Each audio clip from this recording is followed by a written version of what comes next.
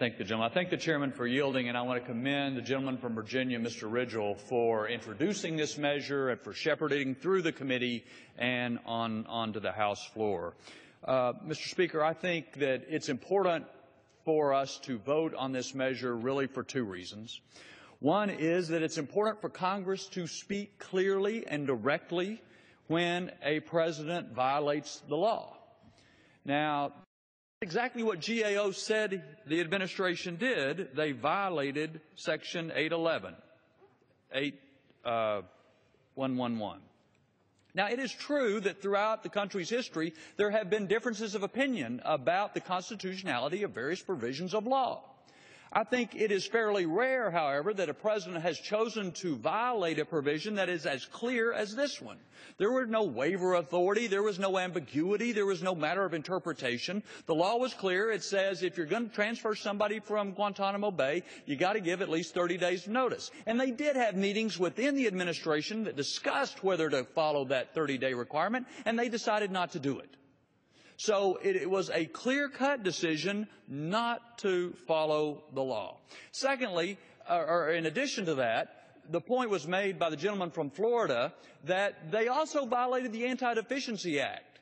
Now, there has never been a dispute about the ability of Congress to put conditions on funding, and yet by carrying out this action, they spent funds for which they were not authorized to spend, which also violated a separate law.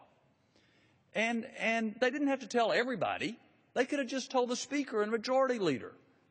I think they're pretty safe at keeping secrets, and yet the President chose not to. The rule of law is important. It is fundamental to our system, and so it's important to speak clearly on that. But here's the second reason.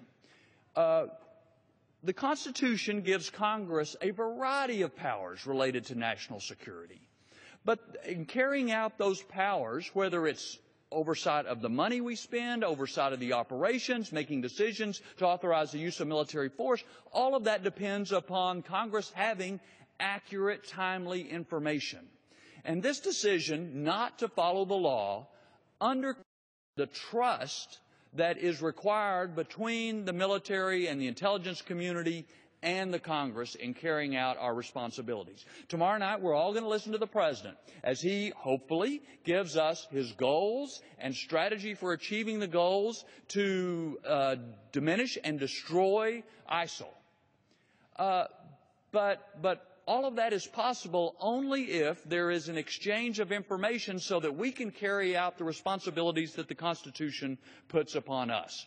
When we don't have trust that the President and the military following his orders or the intelligence community following his orders are giving us that information, then we can't have trust that we have the ability to carry out our duties under the Constitution. On a bipartisan basis, in the last several years, we have set up oversight structures on cyber, on terrorism, on sensitive military operations that allow the military to operate in a complicated world, but give us the ability to get the information to carry out the oversight that we have to have. That's the other reason this is important. This undermines that trust that is necessary for an executive and legislative branch to defend the country in a complex world. And for that reason, I think it's important for us to speak clearly about it, because there are going to be more instances in the days ahead, and we deserve to have full information.